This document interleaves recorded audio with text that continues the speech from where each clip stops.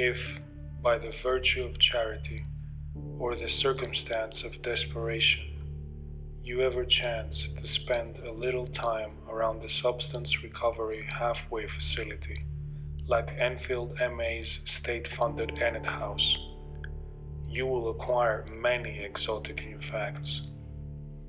You will find out that once MA's Department of Social Services has taken a mother's children away for any period of time, they can always take them away again, DSS, like at will, empowered by nothing more than a certain signature-stamped form, i.e., once deemed unfit, no matter why or when, or what's transpired in the meantime, there is nothing a mother can do.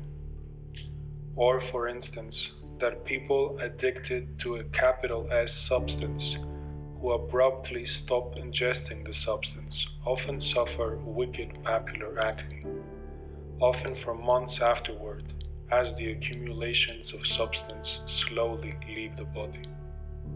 The staff will inform you that this is because the skin is actually the body's biggest excretory organ, or that chronic alcoholics' hearts are, for reasons no MD has been able to explain, swollen to nearly twice the size of civilians' human hearts, and they never again return to normal size. That there's a certain type of person who carries a picture of their therapist in their wallet. That the chilling Hispanic term for whatever interior disorder drives the addict back again and again to the enslaving substance is peccato gusano, which apparently connotes some kind of interior psychic worm that cannot be sated or killed. That Black and Hispanic people can be as big or bigger racists than white people, and then can get even more hostile and unpleasant when this realization seems to surprise you. That it is possible, in sleep, for some roommates to secure a cigarette from their bedside pack, light it, smoke it down to the quick, and then extinguish it in their bedside ashtray, without once waking up and without setting anything on fire. You will be informed that this skill is usually acquired in penal institutions, which will lower your inclination to complain about the practice. That females are capable of being just as vulgar about sexual and eliminatory functions as males. That over 60% of all persons arrested for drug and alcohol-related offenses report being sexually abused as children, with 2/3 of the remaining 40% reporting that they cannot remember their childhoods in sufficient detail to report one way or the other on abuse. That some people really do look like rodents. That some drug-addicted prostitutes have a harder time giving up prostitution than they have giving up drugs, with their explanation involving the two habits' very different directions of currency flow. That there are just as many idioms for the female sex organ as there are for the male sex organ. That a little mentioned paradox of substance addiction is that once you are sufficiently enslaved by a substance to need to quit the substance in order to save your life, the enslaving substance has become so deeply important to you that you will all but lose your mind when it is taken away from you. Or that sometime after your substance of choice has just been taken away from you in order to save your life, as you hunker down for required AM and PM prayers, you will find yourself beginning to pray to be allowed literally to lose your mind, to be able to wrap your mind in an old newspaper or something and leave it in an alley to shift for itself without you. That certain persons simply will not like you, no matter what you do. Then, that most non-addicted adult civilians have already absorbed and accepted this fact, often rather early on, that no matter how smart you thought you were actually way less smart than that. That public male weeping is not only plenty masculine, but can actually feel good, reportedly. That sharing means talking, and taking somebody's inventory means criticizing that person, plus many additional pieces of recovery speak. That an important part of halfway house human immunovirus prevention is not leaving your razor or toothbrush in communal bathrooms. That apparently a seasoned prostitute can, reportedly, apply a condom to a customer's unit so deftly he doesn't even know it's on until his history, so to speak. That over 50% of persons with a substance addiction suffer from some other recognized form of psychiatric disorder too. That some male prostitutes become so accustomed to enemas that they cannot have valid bowel movements without them. That a majority of Enid House residents have at least one tattoo.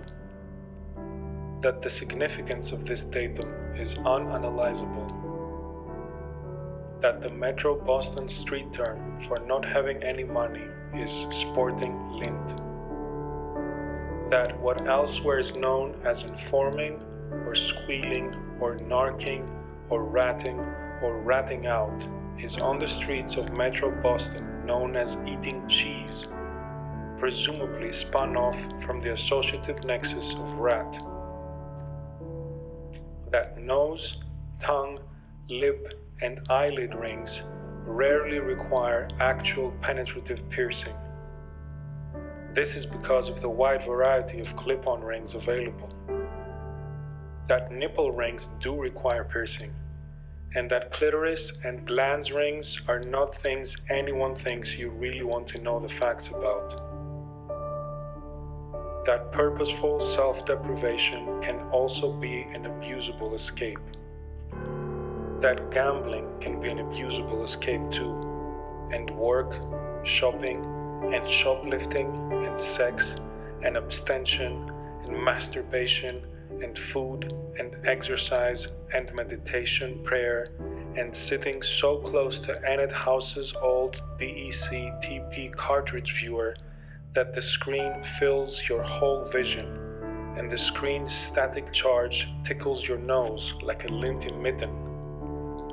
Not to mention, according to some hardline schools of 12-step thought, yoga, reading, politics, gum chewing, crossword puzzles, solitaire, romantic intrigue, charity work, political activism, NRA membership, music, art, cleaning, plastic surgery, cartridge viewing even at normal distances, the loyalty of a fine dog, religious zeal, relentless helpfulness, relentless other folks' moral inventory taking, the development of hardline schools of 12-step thought, at darn near infinitum, including 12-step fellowships themselves, such that quiet tales sometimes go around the Boston AA community of certain incredibly advanced and hardline recovering persons who have pared away potential escape after potential escape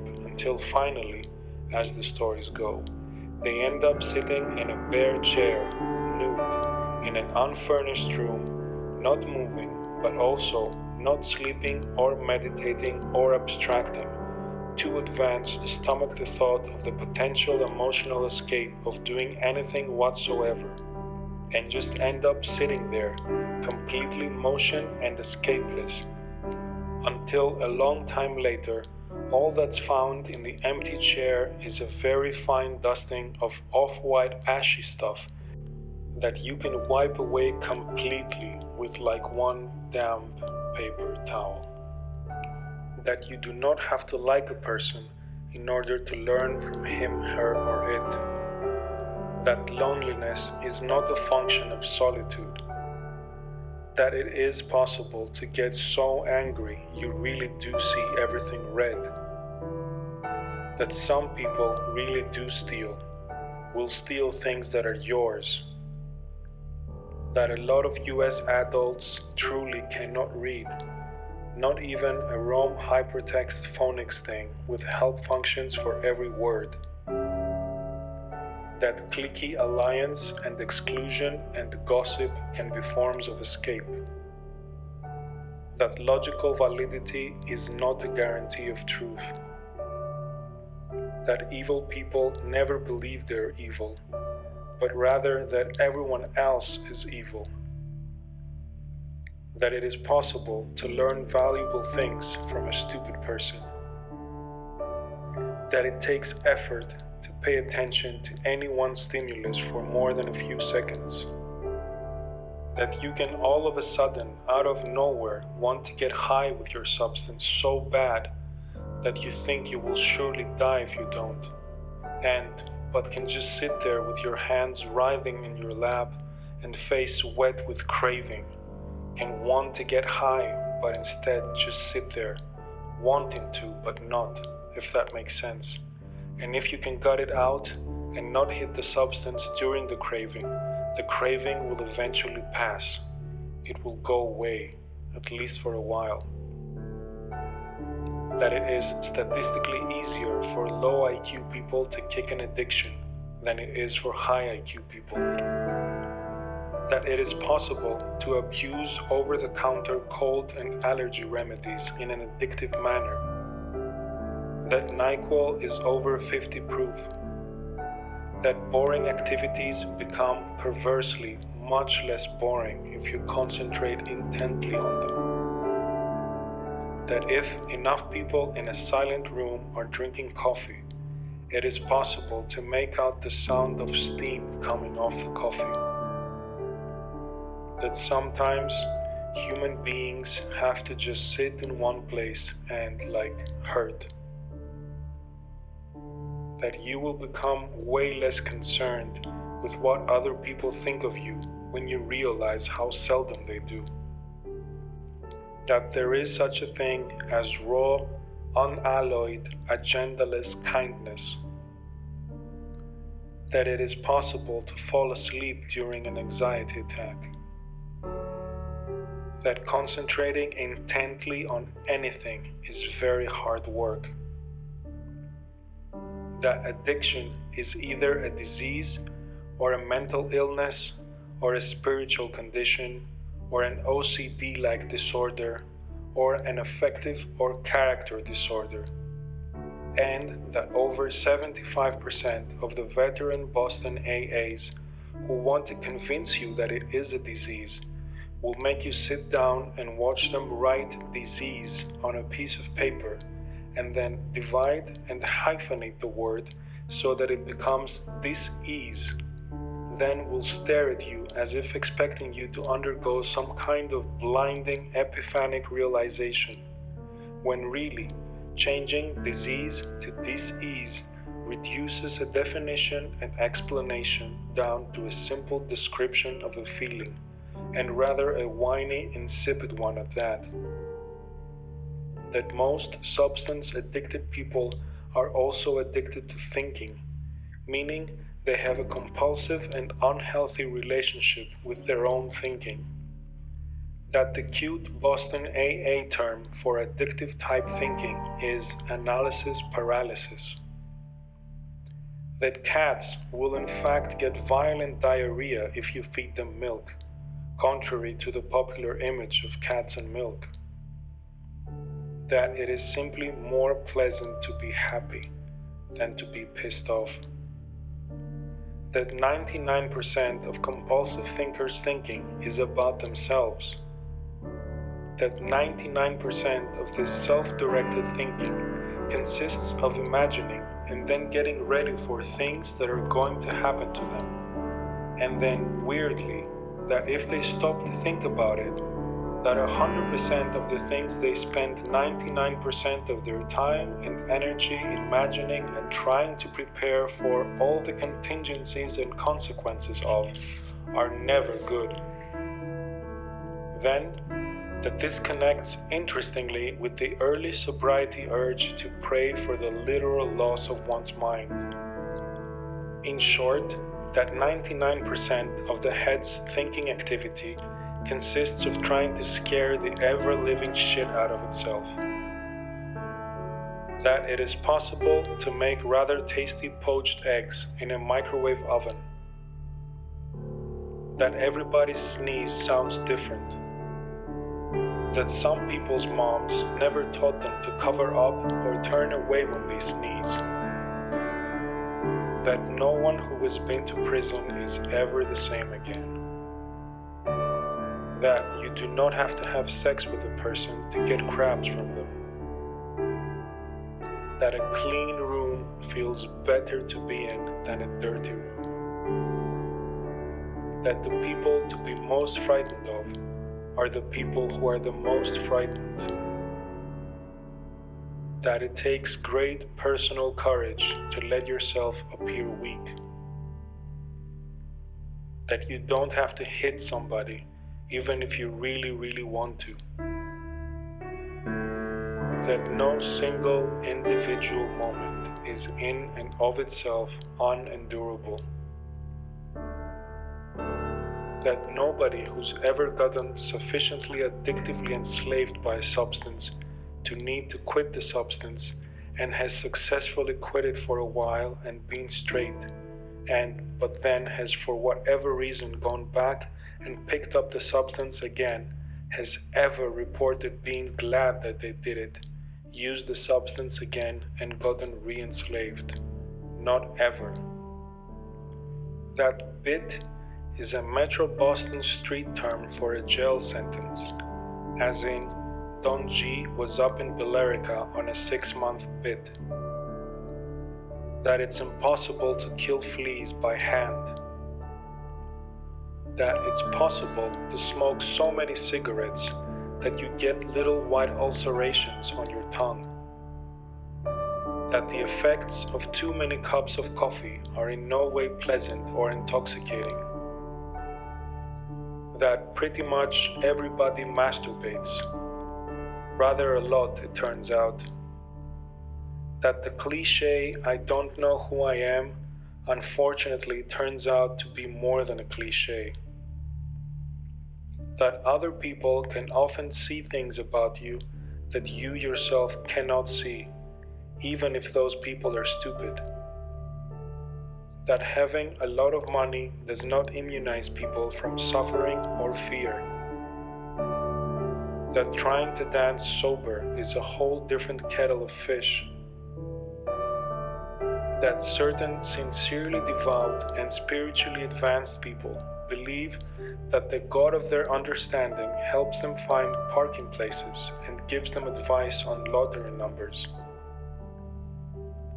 That cockroaches can, up to a certain point, be lived with. That acceptance is usually more a matter of fatigue than anything else. That different people have radically different ideas of basic personal hygiene. That, perversely, it is often more fun to want something than to have it. That if you do something nice for somebody in secret, anonymously, without letting the person you did it for know it was you or anybody else know what it was you did, or in any way or form trying to get credit for it, it's almost its own form of intoxicating buzz. That anonymous generosity too can be abused. That having sex with someone you do not care for feels lonelier than not having sex in the first place afterward. That it is permissible to want. That everybody is identical in their secret, unspoken belief that way deep down they are different from everyone else. That this isn't necessarily perverse. That there might not be angels, but there are people who might as well be angels. That God, unless you're Charlton Heston or unhinged or both, speaks and acts entirely through the vehicle of human beings, if there is a God. That God might regard the issue of whether you believe there is a God or not as fairly low on his/her/its list of things she/he/its interested in regarding you. That the smell of athlete's foot is sick sweet versus the smell of podiatric dry rot is sick sour. That a person, one with a disease dis-ease, will do things under the influence of substances that he simply would not ever do sober, and that some consequences of these things cannot ever be erased or amended.